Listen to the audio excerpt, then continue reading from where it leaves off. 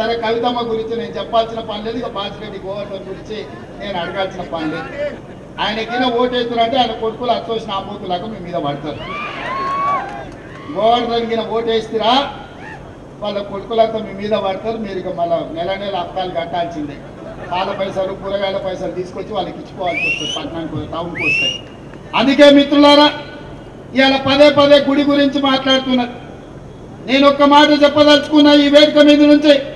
ఈ దేశ ప్రధానమంత్రి నరేంద్ర మోడీ గారు నిన్న మాట్లాడుతూ కాంగ్రెస్ పార్టీ అధికారంలోకి వస్తే హిందువుల ఆస్తులు గుంజుకొని ముస్లింలకు పంచిపెడతారని అన్నారు.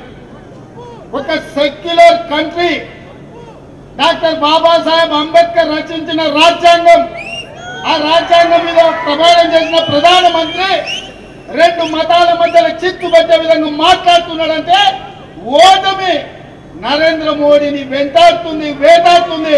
నరేంద్ర మోడీ భయపడి ఈ రోజు మతాల మధ్యలో చిచ్చు పెట్టాలనుకున్నాడు.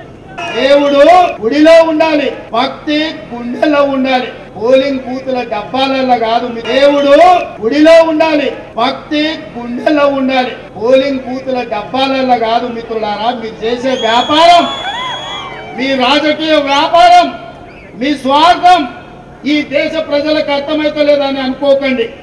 ఇంత దుర్మార్గం, ఇట్లాంటి ఆలోచన ఈ దేశానికి మంచిది కాదు. మన పెద్దలు డాక్టర్ బాబాసాహెబ్ అంబేద్కర్ ఈ దేశానికి రాజ్యాంగం ఇచ్చింది.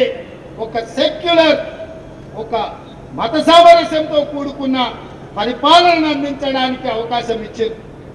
కేవలం మీరు గెలవడం కోసం ఇట్లాంటి కుట్రలు కుతంత్రాలు చేయడం ఈ దేశానికి మంచిది కాదు.